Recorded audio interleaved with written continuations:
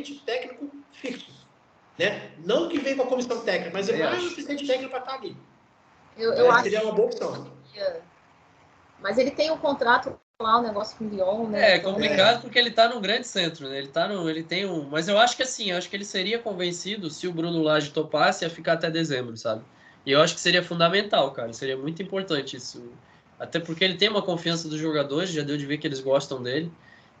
O meu único receio, assim, o meu único medo é realmente que o Bruno Lage chegue tentando mudar muito o estilo de jogo do time, ou, sabe? Eu acredito que não, eu acho que ele andou batendo papo com o Luiz Castro, acho que ele está assistindo os jogos também, já deve ter assistido esse jogo, o último também. Acho que o Caçapa vai passar bastante coisa para ele também, então talvez vai colocar o dedo dele, mas assim, não tão, né, agressivo. Eu não sei se vocês viram o Rizek falando hoje à tarde. Eu vi. Rafa, eu mandei até no grupo ali, E é aquilo ali mesmo, entendeu? A gente já está montado, com um esquema, todo mundo entrosado. Então ele vai ter que ir se adaptando, botando o estilo de jogo dele, né, do que ele querer mudar tudo. Vai mudar. Eu não sei se tem dedo do Lúcio Flávio nisso ali. Eu vi muita gente elogiando o Lúcio Flávio, mas... O que se espera, eu acho, do Bruno Lage é inteligência, né? Porque, assim, o trabalho do Botafogo é um trabalho que está consolidado, né? É claro que o treinador tem as ideias dele, mas eu sempre tive para mim que um bom treinador não é aquele que quer fazer o time jogar do jeito dele, independente do elenco ou do clube que ele esteja. O bom treinador é aquele que pega as peças disponíveis e monta o melhor sistema possível com aquilo. Vocês pararam para analisar... Ancelotti é esse cara, não, ele sempre fez Castro, isso. O Castro sofreu com o Botafogo quando ele queria jogar o jogo inteiro com linha de marcação lá no meio do campo, com a zaga toda exposta, para tentar uma marcação sob pressão, que esse elenco do Botafogo não tinha característica. Não consegue. Exatamente. A hora que ele entendeu a característica do time, ou escutou os jogadores, porque isso todo mundo que está dentro do clube falou. Ele começou a escutar mais os jogadores depois do Carioca. Então, assim, a hora que ele entendeu a característica dos jogadores, dos atletas que ele tem, o time rendeu. E o que a gente espera do Bruno Lage é a manutenção desse tipo de pensamento, né? Então, assim, hoje o Botafogo, por exemplo, não é um time que tem um campo muito criativo. É um time que joga muito pelas beiradas do campo e com bola aérea alta. Então, assim, é uma coisa que tem que ser melhor ainda trabalhada para ficar como ponto forte e continuar jogando no que dá certo. Tem que ter alternativa? Claro. Mas eu não quero que ele chegue, por exemplo, muito de esquema para 4-4-2 do nada, muito de sistema de marcação, porque daí tudo isso que a gente está vivendo até agora, provavelmente a gente vai ter ali uns 2 meses de lapso, né, de absorção de conteúdo dos jogadores, e daí isso o campeonato pode ter morrido. Então a gente espera a inteligência dele. Quer falar alguma coisa, Josi? Segovinha. Segovinha. O primeiro jogo que eu fui depois do gramado sintético, né? Assim que colocou o sintético, eu consegui ir no jogo. E aí ele entrou, né, no segundo tempo, como tem feito. E, cara, ele realmente é muito pequeno. Cara, ele parece uma criança. Parece uma criança. Parece. Ele é muito magrinho. Ele parece que não usa nem caneleira. É uma coisa assim... assustador. Absurda. E como ele é rápido. Eu não sei se por ele ser pequenininho, enfim, ele é muito rápido. E eu concordo que ele tem feito uma função muito melhor, né? E que acha que tá cavando a vaga de titular dele. Carismático também, né, cara? Tem todo um carisma engraçado. É o que a gente chama de tá pedindo passagem, né? Ele tá pedindo passagem. Tá pedindo passagem. Exatamente. Tem duas... Eu tenho pressentimento... Bom, eu falei lá atrás, até falei isso pro meu pai e pro meu irmão. Duvido, eu vi pouca gente falando isso, mas... porque é muito fácil ficar elogiando o Castro. O time tava bem, mas eu cansei de falar que eu achava o Botafogo engessado e eu acho que esse time tem margem para crescer, não é para piorar. Esse time tem muita margem para crescer. Acho que o Bruno Lage, se for esperto, vai começar a tentar usar o Sauer pelo meio, quando o Eduardo não puder jogar. Até o Gabriel Pires, como tu falou, ele já conhece o Gabriel Pires, ele sabe do potencial do cara. Então, assim, cara, me anima... Ao mesmo tempo que me assusta o fato de poder chegar com muita mudança, me anima de aumentar o leque, sabe? De time realmente, em determinadas situações, ele conseguir mudar o que não conseguia ser mudado. Por exemplo, no jogo com o Atlético Paranaense que eu fui. Acho que foi o pior jogo do Botafogo no campeonato, junto com o outro que perdeu, que foi o do Goiás. Mas eu achei o Botafogo um time medíocre naquele jogo com o Atlético Paranaense. Medíocre, achei... De novo contra o Atlético Paranaense. De novo, eu sou um cara assim iluminado, né? Eu tô no estádio, tu pega ali 200 jogos fazendo gol, sofreu... Não, o jogo que o Rafa tava 1-0 pro adversário. Surreal. O jogo contra o Atlético aqui, então você fica em casa, hein, Rafa? Não, cara, eu vou ter que assistir o jogo com coxa, né? Vou lá tirar essa mandiga aí, tá louco? Mas... Cara, assim, é difícil, como tu falou, no mais assim, a gente só tem a elogiar, né? É difícil criticar um time com um desempenho desse. O Segovinha, que a Josi falou, claro, o Segovinha com certeza está fazendo um trabalho de fortalecimento muscular para ganhar massa, né? É um trabalho natural. O Botafogo hoje é um clube estruturado nessa questão de preparação física, que é uma coisa que eu queria chamar a atenção. O Botafogo joga 90 minutos de futebol. Falaram no troca de passes agora, que é um problema do Grêmio. O Grêmio tem uma intensidade muito alta, chega no segundo tempo, o time do Grêmio morre. E o cara, cara, o time do Botafogo parecia que tinha acabado de começar os jogos. Os malucos estavam... E aí, assim, ó, além disso, o Botafogo tem peças no banco hoje. Cara, o Carlos, eu não entendia porque o Carlos Alberto tinha sido dispensado quase pelo Castro, né? Engraçado, porque ele teve a oportunidade lá no Carioca, foi muito bem naquele jogo que ele se machucou ali, jogando pela esquerda, onde eu acho que ele joga muito melhor pela esquerda, que é o lugar que ele joga. Isso. E o que me chama mais atenção, cara, é o desempenho do time, que muita gente não tá reparando, mas sem o Vitor Sá já há uns 3 jogos ali, sem o Gabriel Pires há um bom tempo, sem o Lucas Fernandes há um bom tempo, sem o Marçal há um bom tempo. Cara, são 4 caras que eram titulares até o... E assim, o Vitor Sá, eu não sei você, Rafa e Josi, eu sinceramente não sou um cara fã do Vitor Sá em nenhum. Eu também não. Não sou. Também não, mas eu acho que ele melhorou. Não tinha melhorado nos últimos pelo tempos. que ele ganha, pelo que ele vale no mercado. Também acho. Para mim, era um jogador que o Botafogo poderia liberar. Claro. Você faz dinheiro, libera a tua folha de pagamento para contratar alguém que renda melhor. O Sá é a mesma coisa para mim. A gente está na janela de transferência ainda. Então, eram 2 movimentos ali. Libera o Sá, vende o Sauer, vende o Vitor Sá, libera mais de 1 milhão na folha com isso, ou 1 milhão mais ou menos, se eu não me engano. Acho que mais de 1 milhão. E aí você tem espaço na folha e dinheiro para contratar. Porque assim, na esquerda tem o Carlos Alberto que voltou, que para mim é mais jogador que o Vitor Sá.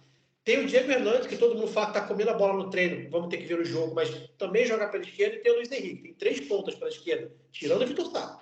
Pela direita tem o Júnior Santos e tem o Segovia. O Júnior Santos é uma máquina física, né, cara? Então, a chance desse cara ficar fora no jogo só se quebrar a perna dele. O maluco não se machuca. O meu pai tem uma frase que ele sempre brincava, que bate não se machuca. E é mais ou menos por aí, né? O craque do time tá toda hora machucado, o cara que tá... Quando o cara começa a deitar. Mas o cara que é ruim vai todo jogo. Mais ou menos isso. Então, pela direita, a gente tem no mínimo 2 pontos, né? E, na minha modesta opinião também, nesse momento, chama na pata do sub-20, cara. Ele é ponta direita. Esse moleque, apesar que o Diego Hernandes joga pelas duas, né? O Diego Hernandes faz todas as funções de meia, tanto as duas quanto o meio. Na semana contra o Patronato, era pra estar esse cara no elenco, entendeu? Um moleque desse. Porque, eu também acho. É um jogo pra jogar todo reserva. Acho que é tudo reserva. Inclusive o Gatito. Isso, com certeza absoluta. É isso. Pra mim, a escalação era Gatito, daí o moleque, acho que é o Alisson da base, que tá na lateral direita agora na reserva de Plástico. Bota lá Felipe Sampaio, Segovia e Hugo. No meio campo, daí dá para botar Danilo, o Lucas Fernandes de Vido se voltar e o Gabriel pode ser volante também. Alguém tem que jogar, né? Alguém vai ter que jogar. O Júnior Santos eu não pouparia, não, porque o titular seria o Segovia. O Segovinha. Então bota lá, Júnior Santos, Vitor Sá ou Diego Hernandes e o Janderson. Vai com isso aí, cara. Vai com isso aí. É time da Série B da Argentina, pessoal. Verdade. Pelo amor de Deus, cara. E racista ainda. E racista nojento ainda. Sempre, né, cara? Sempre. A Argentina é incrivelmente racista, cara. Não tem jeito. Né? Tipo, começar esse jogo aí como titular. Né? Quem? O Danilo voltando dessa lesão. Até para pegar ritmo, né? Exato. Ele tinha que ficar nesse jogo. Acho que esse jogo tinha que ser todo de reserva. Eu também acho. Porque... Um ou outro titular. Apesar que o meio campo é como eu falei, alguém vai ter que jogar. Ou o Tietchan ou o Marlon Freitas vai ter que jogar. Isso aí é fato. Porque a gente, se a gente tivesse o Kaique ainda, né? Porque eu falei que eu acho um erro grotesco dispensar o Kaique. Eu não entendi também. Esse movimento não faz sentido.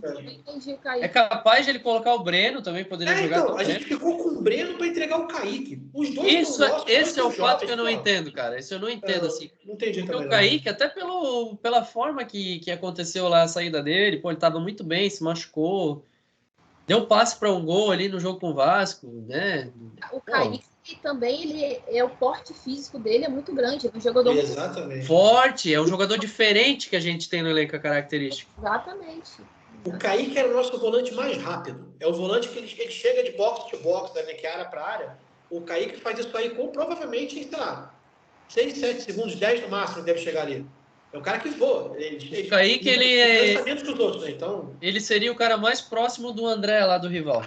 Assim, com a característica física e tal, poderia desempenhar a função parecida. Esse era o cara que o Botafogo podia pegar um dinheiro valendo e trazer. O André joga. Não, e pensar que esse cara tava com o pé no Botafogo, cara. Ele tava com o pé no Botafogo, o Fluminense estava negociando e não sei quem pediu para ele ficar, e aí ele ficou. O cara joga muita bola, mano. Muita bola. Eu fico pensando no time com o Adrielson e André, é um bagulho sinistro, assim, é faca no dente, meu. Cara, eu tava pensando aqui, agora vamos falando do próximo confronto aí, né, que é Bragantino, até a Joyce falou que não acompanha muito. Esse é o tipo do jogo, na minha opinião, que o Botafogo, primeiro que vai estar lotado, vai estar lotado, já está batendo mais de 20 mil, se não me engano. 18 mil, né? Segunda-feira, exato. Torcida do Vasco está comprando em peso. Essa foi boa, cara, essa foi incrível. E assim, esse para mim vai ser o jogo mais perigoso do Botafogo aí dos últimos 10 jogos. Pelo que eu tenho visto jogar. Por quê? Porque o Bragantino joga de um jeito muito parecido com o Botafogo. É um time que joga em transição rápida. O Botafogo não é um time que fica ali 35 segundos trocando passe para achar o buraco. O Botafogo é meio Liverpool, né? A gente toma a bola, 3, 4 passes na linha do meio campo ofensivo para frente, está na cara do gol. E o Bragantino joga do mesmo jeito. E a nossa zaga, que eu acho muito boa, mas não é uma zaga rápida. Então, até que quando tem jogador um pouco mais móvel, o Botafogo tem um pouco mais de dificuldade. Então, para mim, é um jogo do Botafogo que tem que tomar bastante cuidado. É um time que a gente tem tradição, digamos assim, recente, em ser jogo difícil. A gente sempre sofre. Isso aí. Também tem isso. Porque é um time... Cara, é aquele time que primeiro que joga sem pressão, porque com todo respeito à pequena torcida do Red Bull, mas é bem pequena, né? Então... É praticamente um clube empresa, né? Um clube que não tem aquela... Os caras jogam totalmente leves, sem pressão, seja o que Deus quiser. É uma torcida que não tem para onde crescer, né? Porque tá no estado de São Paulo. Então não tem cidade de Bragança é uma cidade pequena e tal. É complicado tu crescer, porque tem muito time em São Paulo, né? Então é um clube que foi feito para ganhar dinheiro, realmente, para gerar jogador e tal. Agora, se eu olhar a tabela da próxima rodada, eu vou até abrir aqui, ó. A tabela é linda, gente. Por quê? Porque se o Botafogo ganha do Red Bull Bragantino, daqui a pouco pode ser que eu tenha que carregar meu celular aqui, pessoal. Eu já aviso vocês. Tem aqui, ó. Quem tá nos perseguindo ali, ó. Grêmio joga fora de casa contra o Corinthians. Uma partida não joga, aliás, tá adiada. Aí tem Fla-Flu. Ultimamente o Fluminense é pai do Flamengo. E tem Inter e Palmeiras lá em Porto Alegre, com o Mano Menezes com a corda no pescoço, depois dessas últimas atuações aí, principalmente contra o Fluminense.